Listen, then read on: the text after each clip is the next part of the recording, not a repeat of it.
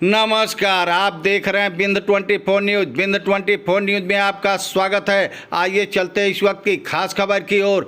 मिर्जापुर पहुंचे सपा प्रदेश अध्यक्ष ने कहा, मझवा विधानसभा उपचुनाव में भाजपा हारेगी। मिर्जापुर जनपद में पहुंचे समाजवादी पार्टी के प्रदेश अध्यक्ष श्यामलाल पाल ने कार्यकर्ताओं के साथ समीक्षा बैठक करते हुए अनुप्रिया पटेल और केशव मौर्य पर निशाना साधते हुए कहा कि मझवा विधानसभा उपचुनाव में बीजेपी के नेता जितना प्रचार प्रसार करना है वो कर लें, जीत इंडिया अलायंस की होगी। एक तरफ संविधान बचाने वाले लोग हैं तो दूसरी तरफ सिंगोल को स्थापित करने वाले लोग हैं। अयोध्या में ऐसी ही टीम लोकसभा चुनाव में लगी थी, लेकिन अयोध्या सीट नहीं बचा पाए। इसी तरह मझवा उपचुनाव में भी भाजपा हारेगी। उन्होंने कहा कि भाजपा मिल्कीपुर से भाग गई है, अब 9 की 9 सीट सपा जीत रही है।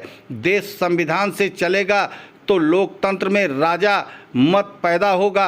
बिंद 24 न्यूज से गौरव श्रीवास्तव द्वारा मिर्जापुर की खास खबर। क्षेत्रीय तथा अन्य ताज़ा तरीन खबरों के लिए बिंद 24 न्यूज चैनल को सब्सक्राइब करें तथा बेल आइकन की घंटी दबाएं।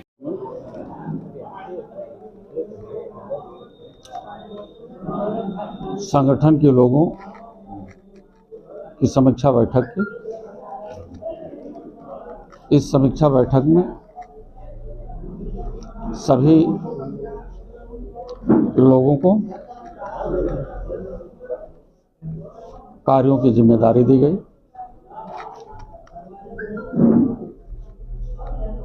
और सभी लोग उसी हिसाब से उपचुनाव में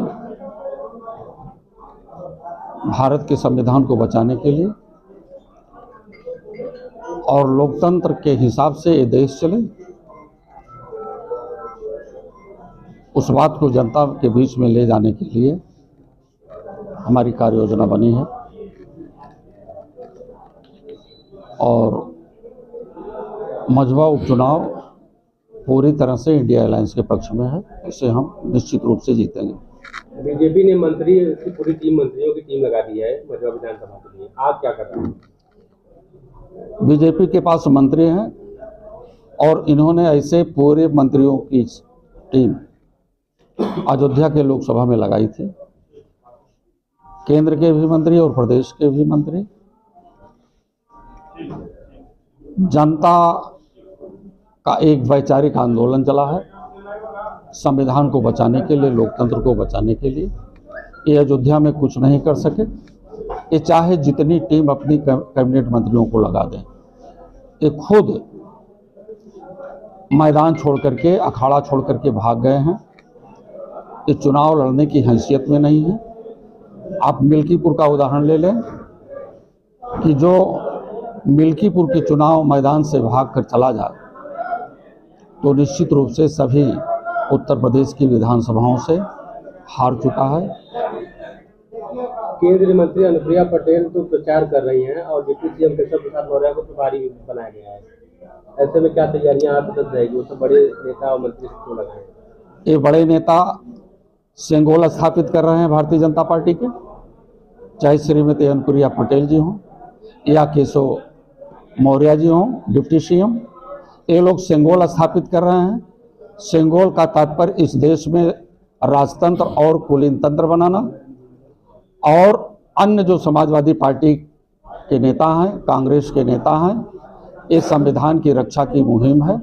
इसलिए एक तरफ संविधान को बचाने वाले लोग हैं, दूसरी तरफ सिंगोल को स्थापित करने वाले लोग हैं।